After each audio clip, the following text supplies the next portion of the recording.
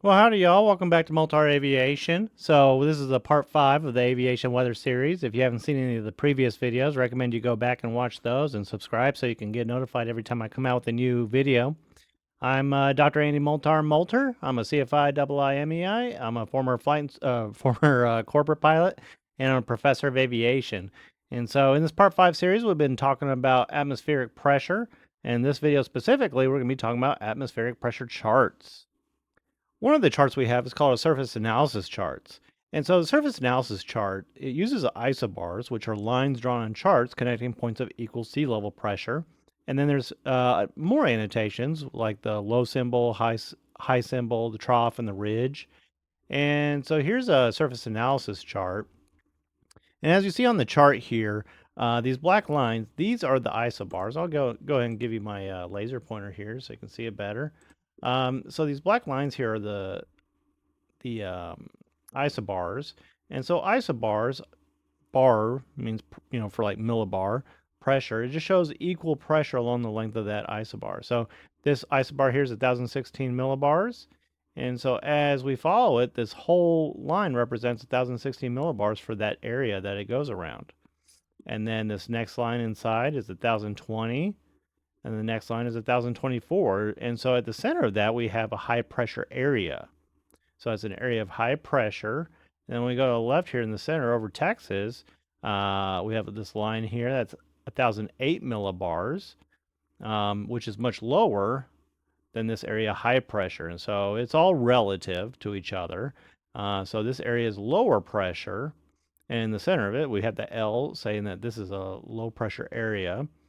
Um, and then this blue squiggly line on the different parts of the chart, that represents an elongated area of high pressure, which is called a ridge, versus this brown line, which is an elongated area of low pressure, which we call a trough. And so the way I like to remember these is that like when you're looking at a mountain ridge, the ridge is up high, so that's an elongated area of high pressure. Well, here, the brown line, the brown dash line, that is a trough. And so the only way I could think of to remember that one is, where do pigs eat out of? They eat out of a trough. What do they have to do with their heads? They have to put them down low to eat out of the trough. So a trough is an elongated area of low pressure. All right, so that was a surface analysis chart. Then we also have constant pressure surface analysis charts. And so anytime we say the word constant pressure surface, we're referring to the altitude of that pressure. And so on the surface analysis chart, the previous slide here, all these pressures here were around 1,000 millibars. Now, this is a surface analysis chart, so it's examining the surface ground. But then when we say constant pressure surface, we're actually talking about the altitude for that chart that we're going to be talking about. So constant pressure surface is a surface along which the atmospheric pressure is everywhere equal at a given instant. So for example, a 500 millibar constant pressure surface has a pressure of 500 millibars everywhere on it. And if you remember back in previous videos, what altitude does 500 millibars occur? Well, you said 18,000, you're correct. All right, so the way that we get the information to be able to create the constant pressure surface charts would be with the use of a radio sonde, also known as a weather balloon. So not only does the U.S. government use weather balloons to, explain why you see unidentified flying objects around, military testing sites, the National Weather Service uses them to measure, different properties of the atmosphere. So a balloon carries the radio sonde instrument, which if you're looking at that picture on the right side, that little white box that lady's carrying, that's the actual radio sonde, and the balloon carries it up to about 100,000 feet.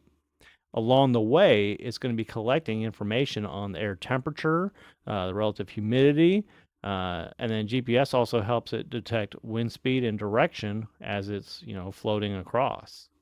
And so the heights measured by the radio sonde are plotted on a constant pressure chart by drawing a line connecting points of equal height, and those are called height contours. So in the previous picture, which I'll just go to that real quick, so we were calling these isobars. But then when we're looking at a constant pressure analysis chart, which I'll show you here in a minute, we would refer to them as height contours. Now, if you want to keep on calling them isobars, I'm fine with it. Most people are fine with it. And so those isobars, those height contours, it's similar to a topographic chart, but it's aloft. It's up in the air. So it's showing the variation of the pressure, kind of like the variation of a surface on a topographic chart.